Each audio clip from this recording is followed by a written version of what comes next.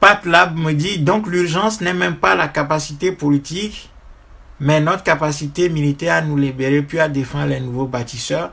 Non, c'est pas ce que j'ai dit. J'ai dit que, en tout cas en ce qui nous concerne, si nous voulons que les choses changent et que nos idées gagnent du terrain et prennent le pouvoir en Afrique, il va falloir qu'on s'organise. Donc l'urgence ici, c'est notre organisation, c'est l'organisation d'un véritable mouvement de libération sur le plan continental.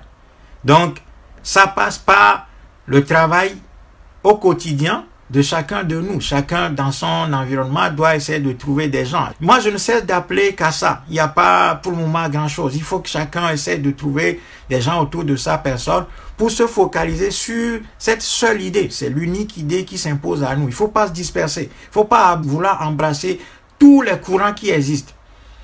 Il faut seulement se concentrer sur l'idée que quand un peuple arrive à la situation qui est la nôtre, le seul devoir que l'histoire lui impose, la ligne que l'histoire lui impose, c'est s'engager dans une lutte de libération.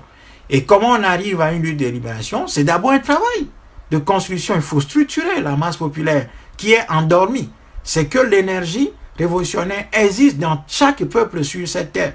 Mais il y a des moments historiques qui font que ces populations-là sont plongées dans une léthargie ou dans un coma artificiel. Eh bien, il faut commencer à réveiller les organes les uns après les autres. C'est-à-dire qu'il faut commencer par semer les graines du réveil un peu partout.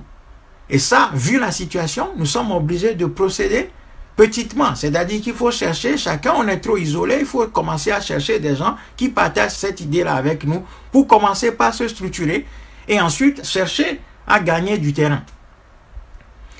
Et ensuite, une fois que c'est fait, quand le peuple est réveillé, c'est fini. On n'a même pas besoin d'armes. On n'a pas besoin d'armes. Parce qu'un peuple qui est réveillé, qui est debout, qui est organisé, qui est structuré, qui sait ce qu'il veut, il est plus fort que n'importe quelle arme atomique au monde. Aucun instrument militaire n'arrive à arrêter un peuple qui est debout et qui a décidé de changer, de vivre tout simplement. Un peuple qui a décidé de vivre, il fonctionne comme un tsunami. Il n'y a aucun bassin, aucun tonneau n'arrive à le contenir. Même pas les armes à neutrons, rien.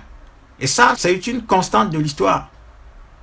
Donc, c'est dans ce sens-là que nous devons traverser, dans cette direction que nous devons nous orienter. Après, lorsque le pouvoir est acquis, en ce moment-là, on va entamer la reconstruction du pays. Et en ce moment-là, on va doter la nouvelle Afrique d'instruments militaires capables de la protéger. Voilà.